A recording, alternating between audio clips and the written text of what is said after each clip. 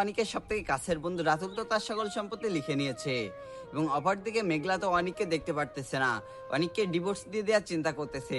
তাহলে কি ঘটতে যাচ্ছে গরিব ঘর রাজপুত্র নাটকের 5 নম্বর পর্বটিতে? অলরাইট গাইস, আজকে আমরা কথা বলবো গরিব ঘর রাজপুত্র নাটকের 5 নম্বর এপিসোড নিয়ে। 5 নম্বর এপিসোডটি কবে আপলোড করা হবে এবং এই এপিসোডে কি কি ঘটে যাচ্ছে সবকিছু নিয়ে কথা বলা হবে আজকের ভিডিওতে। তাই সবাই ভিডিওটি শেষ পর্যন্ত দেখুন, একদমই স্কিপ করবেন না। এবং আমরা কিন্তু গত ভিডিওতে কিন্তু একটা গিভওয়ের কথা বলেছিলাম। সেই গিভওয়েতে যারা যারা পার্টিসিপেট করেছেন, অর্থাৎ যারা যারা কমেন্ট করেছেন, সকলের কমেন্ট নিয়ে কিন্তু স্ক্রিনে স্পিন চলতেছে।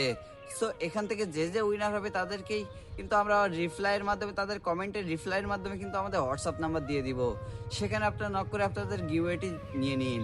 এবং আজকের ভিডিওতেও কিন্তু একটা সেম গিভওয়ে রয়েছে, কিন্তু আজকে আমরা একজনকে গিভওয়ে করব। সো সবাই এই গিভওয়েটি জিততে এখনই কমেন্ট করুন। এবার কথা বলা যাক এই এপিসোডটি কবে আপলোড করা হবে। গাইস, এই এপিসোডটি কিন্তু আমরা খুব দ্রুত আপনাদের সামনে নিয়ে আসতেছি, অর্থাৎ আগামীকাল 3 মার্চ। 3 মার্চ দুপুর ঠিক 3:30টায় আমরা কিন্তু কারোহিম ইউটিউব চ্যানেলে এই এপিসোডটি আপলোড করব। এবার কথা বলা যাক এই পর্বটিতে কি কি ঘটে যাচ্ছে।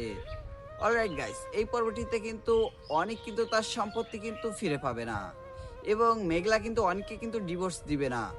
অর্থাৎ মেঘলা কিন্তু অনেককে মেনে নিবে এবং তারা কিন্তু খুবই আফসোস করবে।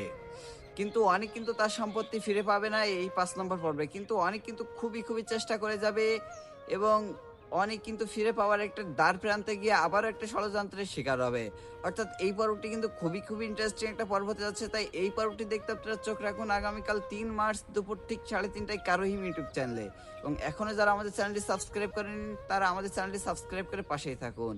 ধন্যবাদ, দেখা হবে অন্য কোনো ভিডিওতে।